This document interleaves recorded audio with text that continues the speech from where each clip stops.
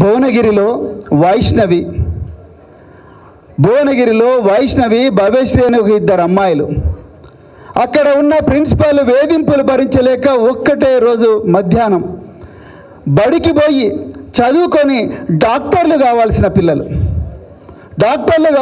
పిల్లలు ఆ రోజు మరి ఉరి పెట్టుకొని చనిపోయినరు. ఎందుకు ముఖ్యమంత్రి గారు అక్కడికి వెళ్ళలేదు? ఒక్కసారి ఆలోచించండి. సూర్యాపేటలో ఇమాంపేటలో వైష్ణవి అనే మరొక అమ్మాయి పాఠశాలల్లోనే ఉరి పెట్టుకున్నది. మరొక అమ్మాయి పాఠశాలల్లో వేధింపులు భరించలేక హైదరాబాద్లో హయత్ నగర్కి వచ్చి ఉరి పెట్టుకున్నది. ఒకటే పాఠశాలలో. బోధనలో ఇంకొక అమ్మాయి చనిపోయింది.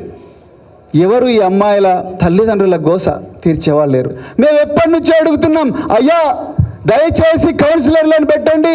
ఈ పేద వర్గాలకు మరి ఏమీ ఆసరా లేదు, ఇళ్లలో చదువుకునే పరిస్థితి లేదు.